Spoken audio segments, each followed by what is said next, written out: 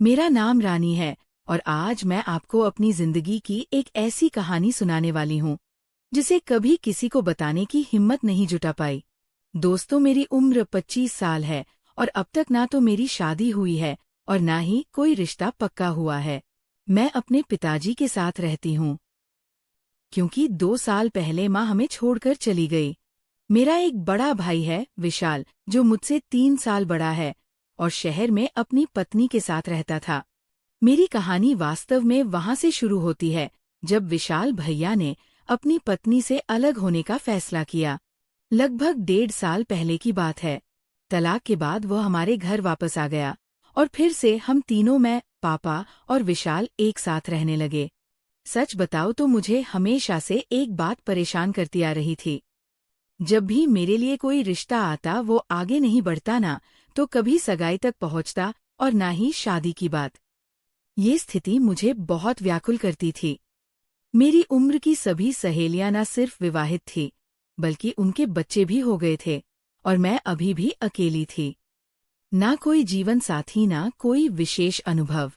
अब मुझे ऐसा लगने लगा था कि मेरा समय बीता जा रहा है। इस विचार से मैं अक्सर अपने कमरे में अकेले बैठकर आंसू बहाती। मैं खुद से पूछती, ऐसा क्यों? शख्स, क्या मुझ में कोई कमी है? मैं तो सुंदर हूँ, अपना ध्यान रखती हूँ, समाज में घुलती मिलती हूँ, फिर मेरे लिए अच्छे रिश्ते क्यों नहीं आते? कभी कभी तो मन में ये विचार भी आता कि शायद किसी ने मुझ पर कोई टोटका कर दिया है।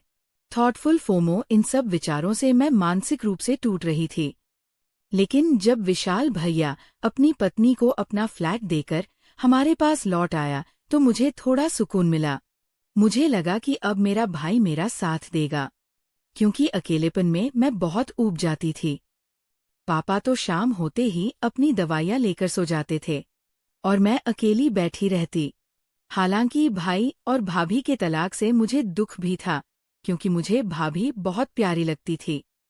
विशाल भैया ने कभी नहीं बताया कि उनके बीच क्या हुआ था। बाद में पता चला कि वजह थी भाभी की अफवाहें फैलाने की आदत। वे हर किसी की बातें सुनती और फिर उन्हें इधर-उधर फैलाती रहती। लोगों ने जब विशाल से इस बारे में शिकायतें की तो उसे बहुत ठेस पहुंची। विशाल भैया ने कई बार अपनी पत्नी को समझाया, अपने घर पर ध्यान दो, दूसरों की जिंदगियों में झांकना बंद करो, लेकिन वो नहीं सुनती। हमेशा कहती, मेरी सहेली की भाभी के पति ने उसे नया फोन दिलाया। हमारे पड़ोसी अपनी पत्नी को शिमला घुमाने ले गए। वह अपनी जिंदगी से संतुष्ट नहीं थी और हमेशा विशाल भैया से शिकायतें करती रहती। उस समय विशाल भैया की आर्थिक स्थिति भी अच्छी नहीं थी, जिसे भाभी स्वीकार नहीं कर पाई और अंततः तलाक मांग लिया। जब विशाल भैया हमारे साथ रहने आया तो धीरे धीरे हम एक दूसरे के करीब आने लगे। हम दोनों दोस्तों की तरह हो गए। हमारे पास और कोई मित्र भी नहीं था। वह भी अकेला और मैं भी अकेली। पापा बुजुर्ग हैं, जैसा कि आप समझ सकते हैं। वे शाम 6 बजे अपनी दवा लेकर सो जाते और सुबह 5 बजे उठ जाते। मैं और विशाल रात देर तक जागते, साथ में खाना बनाते, कभी नमकीन या मिठाई खरीद लाते और टीवी देखते हुए घंटों बातें करते। हम एक दूसरे से सब कुछ शेयर करते, बिल्कुल दोस्तों की तरह। जब थक जाते तो मैं कहती, चलो भैया अब मैं सोने जा रही हूँ। मैं अपने कमरे में चली जाती और विशाल भैया थोड़ी देर बाद अपने कमरे में। कभी कभी वह कहता, राधा चलो कहीं घूमने चलते हैं। हम बाहर जाते और उसका साथ मुझे सुकून देता। इस तरह उसने मेरे उस दर्द को कम किया जो मुझे शादी न होने और उम्र बढ़ने के कारण सताता था। लेकिन कुछ दिनों बाद मैंने महसूस किया कि विशाल भैया खुद बहुत परेशान है। उसकी मानसिक दशा ठीक नहीं लग रही थी। कई बार मैंने उसे अपने कमरे में अकेले उदास बैठे देखा। मैं उसके पास जाकर पूछती, भैया क्या हुआ? इतने परेशान क्यों हो? अगर आप भाभी से इतना प्यार करते हैं तो अलग क्यों हुए? विशाल भैया सिर्फ इतना कहता, राधा मैं उसकी वजह से दुखी नहीं हूँ, बस कुछ और सोच रहा हूँ। मेरी चिंता मत करो। धीरे धीरे विशाल की हालत और बिगड़ने लगी। अब वह ठीक से खाना भी नहीं खाता। ये देखकर मैं बहुत चिंतित हो गई। पहले वह मुझसे बाहर चलने को कहता था, मेरे साथ खूब बातें करता था, लेकिन अब वो हमेशा अपने कमरे में ही बंद रहने लगा था। मुझे समझ नहीं आ रहा था कि आखिर उसे हो क्या गया है। वह अब दिन भर काम पर जाता और घर लौटते समय बिना मेरी ओर देखे खाना खाता और अपने कमरे में बंद हो जाता। वो मुस्कुराहट, वो बातें, वो मेरे साथ बिताए गए पल सब गायब हो चुके थे। उसका ये बदलाव मुझे अंदर ही अंदर तोड़ रहा था। मेरा मन भी उदास रहने लगा था। लेकिन एक दिन मैंने ठान ली, नहीं, मुझे विशाल भैया को इस अंधेरे से बाहर निकालना ही होगा। एक शाम जब वो काम से लौटा, मैंने सोचा उससे दिल खोलकर बात करूंगी।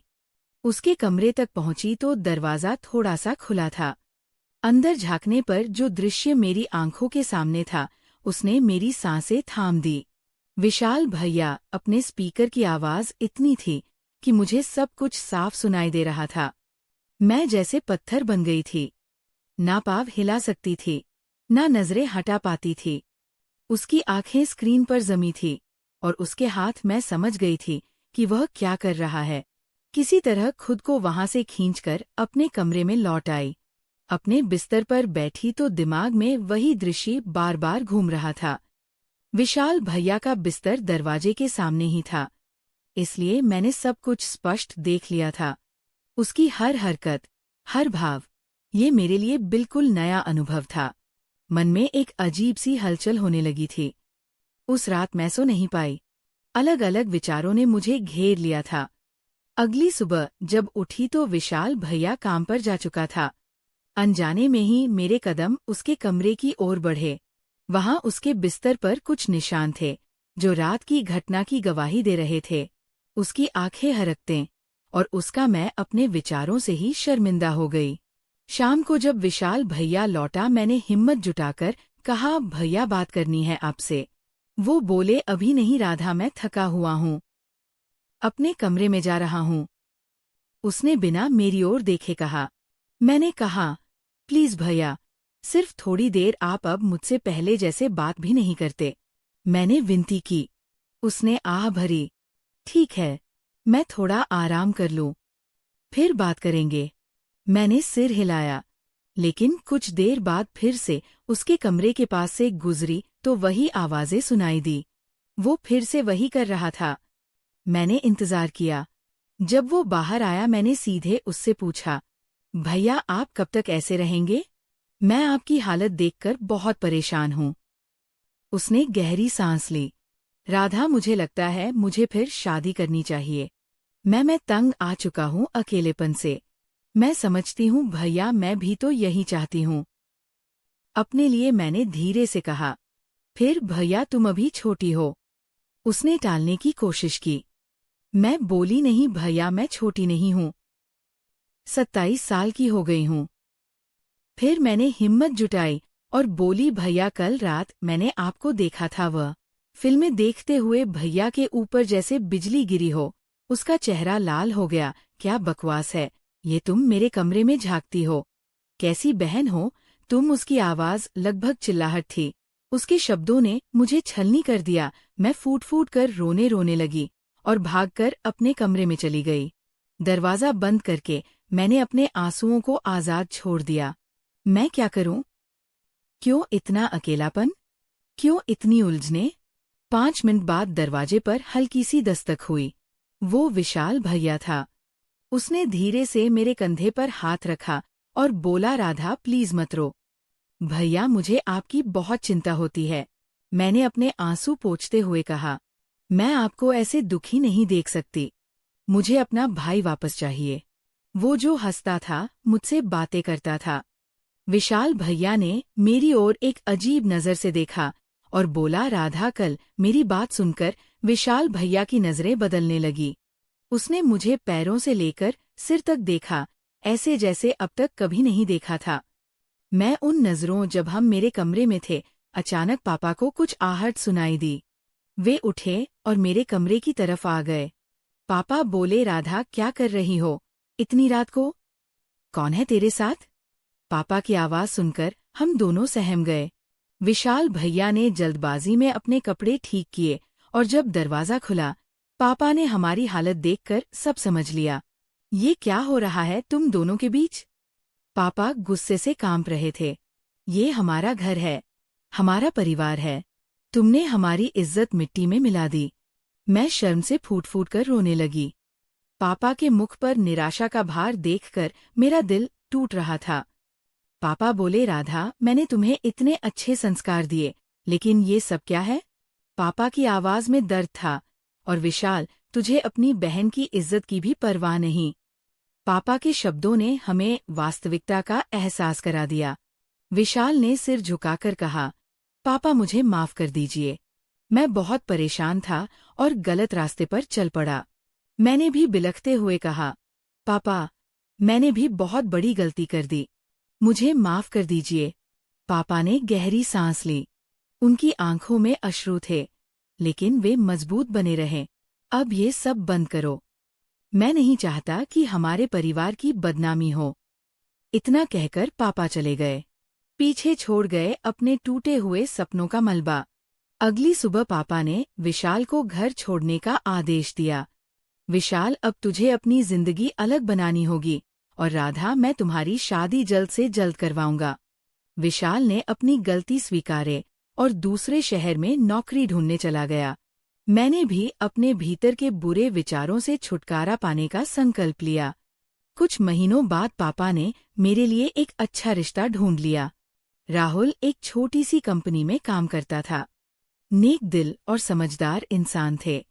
हमारी शादी हो गई और मैंने उनके साथ नई शुरुआत की। राहुल ने मुझे हमेशा सम्मान दिया, प्यार किया, और मैंने भी अपने अतीत को पीछे छोड़कर आगे बढ़ना सीखा। विशाल ने भी एक अच्छी पढ़ी लिखी लड़की से विवाह कर नया परिवार बसाया। आज मैं राहुल के साथ सुखी हूँ। मेरे एक प्यारे बच्चे हैं और मैं अपनी गलतियों से बहुत कुछ सीख चुकी हूँ। अब मैं समझती हूँ कि परिवार की मर्यादा और सही मार्ग पर चलने से बढ़कर जीवन में कुछ नहीं है। कभी कभी हम भटक जाते हैं, गलत निर्णय लेते हैं, लेकिन सुधरने का मार्ग हमेशा खुला रहता है। मेरी कहानी एक गलती की नहीं, बल्कि उस गलती को पहचानने और सुधारने की है। मिलन भी जीवन है और विरह भी जीवन है। गलतियां भी जीवन है और उनसे सीखना भी। दोस्तों, ये थी आज की कहानी। आशा करती हूँ आपको इससे कुछ सीख मिली होगी।